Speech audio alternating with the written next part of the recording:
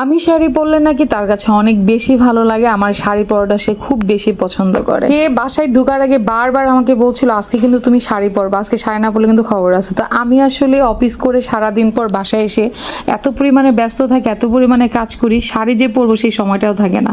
তো যাই হোক, তাকে সারপ্রাইজ দেওয়ার জন্য আমি যেটা করেছি, শুধু আমাকে শাড়ি পরতে বলছিল আর আমি যে কিভাবে সেজেছি আপনারা দেখবেন। পুরা নতুন বউ, মানে একটা মানুষ বিয়ের সময় যেভাবে সাজে ওইভাবে সেজেছি তাকে জাস্ট সারপ্রাইজ দেওয়ার জন্য। আর এই ভিডিওটা কিন্তু এখনকার না, এই ভিডিওটা হচ্ছে ঈদের সময়, ঈদের সালামি নিব বলে এইভাবে সেজেছিলাম। আমি তাকে কোনোভাবে আমার মুড়োটা খুলতে দিতে চাচ্ছিলাম না, কারণ আমাকে সালামি দিতে হবে, তাকে সালাম করছি।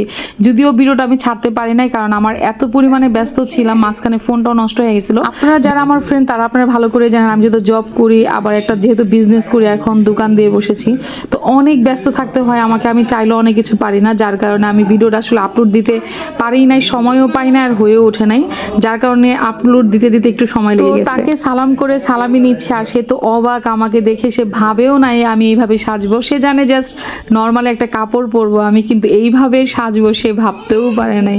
আর এর জন্যই হচ্ছে মুরুদে থাকা, তাকে সারপ্রাইজ করার জন্য। অ্যাকচুয়ালি আমার সারপ্রাইজ করতেই সবসময় ভালো লাগে মানুষকে, হঠাৎ হঠাৎ করে সারপ্রাইজ দিব, গিফট দিব, এই জিনিসগুলো ভালো লাগে। সেও আমাকে হঠাৎ হঠাৎ অনেক গিফট দেয়, সারপ্রাইজ করে। আসলে আমাদের দুইজনের মন মানসিকতা একরকম, ও যেমনটা ঠিক আমিও তেমনটা।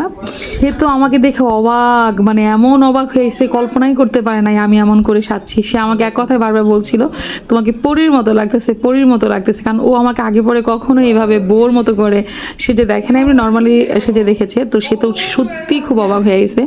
বারবার আমাকে ঠিক করে দিচ্ছিল চুলগুলা সুন্দর করে, আর অবাক হয়ে গেছিল খুব, বারবারই বলতেছিল তোমাকে পরীর মতো লাগছে, পরীর মতো লাগছে। আল্লাহ হাফেজ।